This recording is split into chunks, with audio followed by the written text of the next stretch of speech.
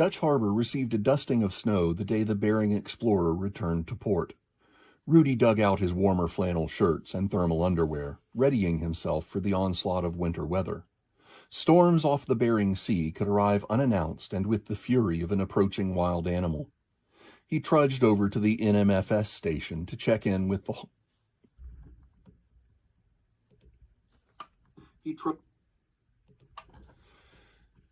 He trudged over to the NMFS station to check in with Hawk and see if his assignment had changed.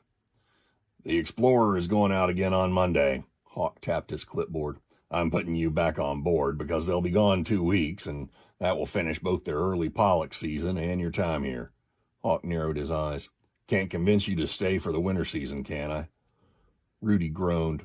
"Nice try, man." He fist-bumped the man's shoulder. "But my other boss on the mainland expects me the 3rd week of October." "I had to ask." Hawk leaned back in his chair. We've got a couple good group of trainees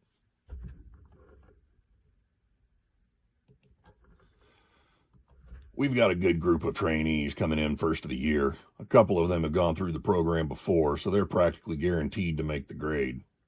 Nothing like experienced help. Rudy had passed the training his first time through the program, but not all were so fortunate. Possessing his North Pacific Groundfish Observer license became a ticket to more employment and future expeditions. He'd enjoyed the money and the adventure for a handful of seasons before returning to the mainland for warmer work. Except when they get tired of the cold and go home to warmer climates.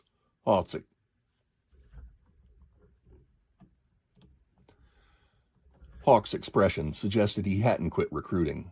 "Much to be said about warmth." Rudy shook his head. "See you around, Hawk." The door squeaked on its hinge as he left the headquarters and headed toward the hotel. A gift shop operated on the ground floor. He entered and nodded a greeting to the small, round woman at the corner, guessing her to be native Aleutian. Glancing around her shop,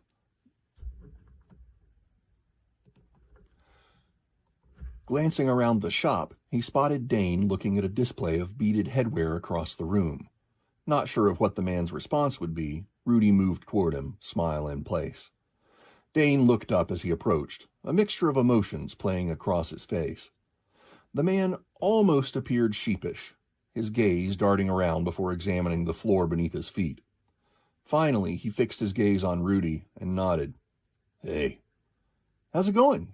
Rudy pointed to the assortment of beaded items the man had been looking at when he arrived. "See anything you can afford?" Dane shook his head. "These native craft designs are beautiful, but they're expensive." He leaned against the counter, his expression troubled. "I wanted to apologize for my outburst on the ship a few days ago." Already forgotten. Rudy didn't want an apology. This man needed to pull himself up by his bootstraps and face his responsibilities. "When I last saw my family, Sydney was totally out of control. We couldn't take her anywhere without a screaming fit." He glanced away as if caught in the memory. "McKenna tried to share what she'd learned about autism, but I thought Sydney needed more discipline." "That's the natural response for fathers." Rudy shifted his weight onto his right leg. "We think we should control our kids."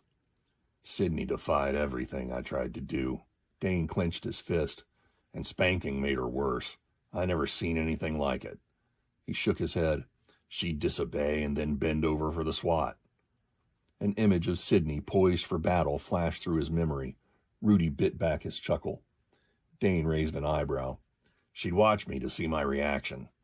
He straightened, sticking his hands in his jacket pockets. "How do you cope with something like that?" "One day at a time." "I just decided to leave. I know that makes me sound like a deserter, but I was afraid I'd overreact and wind up hurting my daughter. I'm not that kind of guy." "Neglecting her is not the answer either." Rudy swallowed, searching for words that could help this man accept his daughter's disability. "McKenna misses you. She's handling this all by herself. She's running the gallery." Dang it. "She's running the gallery and coping with Sydney's problems alone. Remember, she didn't ask for this task either." He paused, watching the man's reaction. Dane was listening, his face a mixture of regret and, what, hopefulness? A need for a second chance? Rudy couldn't decide, but he continued. "She needs your strength to lean on. Struggles are easier to bear when shared. That's what marriage is supposed to be. Dane inhaled and pressed his lips together, his gaze on the ceiling. I don't know. I'm not sure I'm the man for McKenna anymore. I do support her. I send her all I can since my day-to-day needs are pretty much met on board. A paycheck doesn't hold her at night when she's crying, nor does it fill the emptiness of her days alone with a child she desperately wants to understand.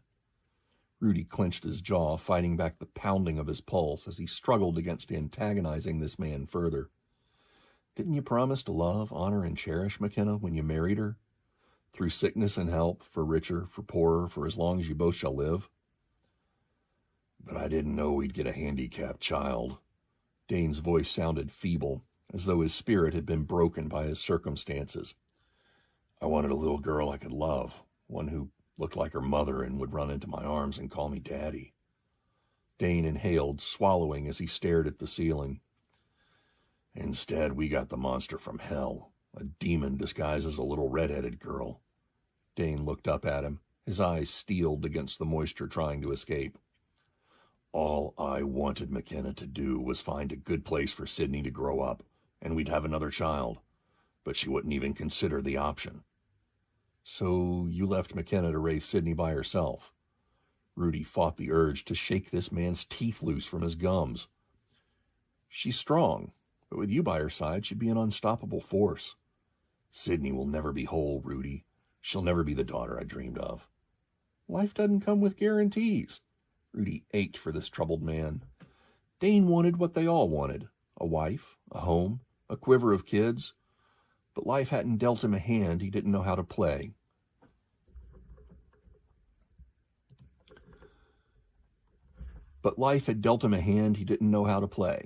So he folded, leaving the cards on the table. Admitting to a stranger he couldn't deal with Sydney's problems took courage. What if your second child came disabled? Would you farm that one out too?